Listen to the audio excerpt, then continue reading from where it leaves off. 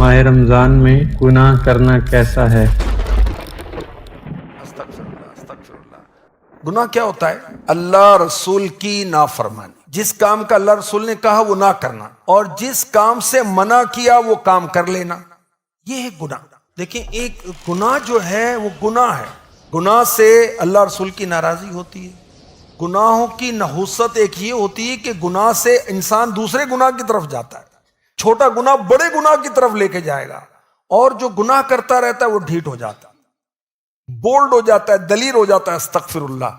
اور پھر وہ دیدہ دلیری کے ساتھ جب گناہ کرتا ہے تو بسا کا توبہ استغفر اللہ، ایمان بھی برباد ہو سکتا ہے۔ اللہ کی پناہ، اللہ کی پناہ۔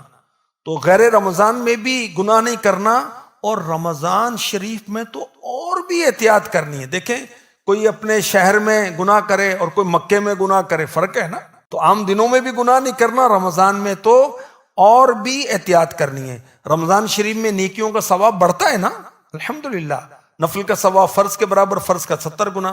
گناہوں کا عذاب بھی بڑھ جاتا ہے، تو کسی گناہ کو چھوٹا نہیں سمجھنا چاہیے۔ نافرمانی کس کی؟ اللہ اکبر کی، جو سب سے بڑا ہے، اس کی نافرمانی۔ چھوٹے گناہ سے بھی یاد رکھیں جہنم کا حق ہے۔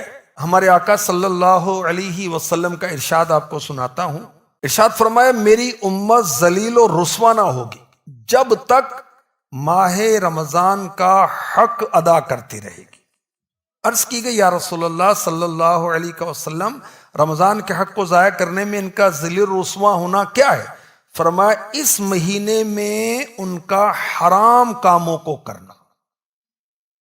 پھر فرمایا، جس نے رمضان میں زنا کیا، استغفر اللہ، یا شراب پی، تو اگلے رمضان تک اللہ پاک اور جتنے آسمانی فرشتے سب اس پر لعنت کرتے رہیں گے۔ اگر یہ شخص اگلا ماہ رمضان پانے سے پہلے ہی مر گیا تو اس کے پاس کوئی نیکی نہیں ہوگی جو اسے دوزخ سے بچا سکے۔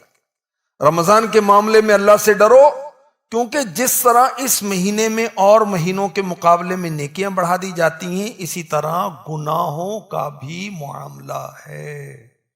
اللہ ہمیں گناہوں سے بچائے۔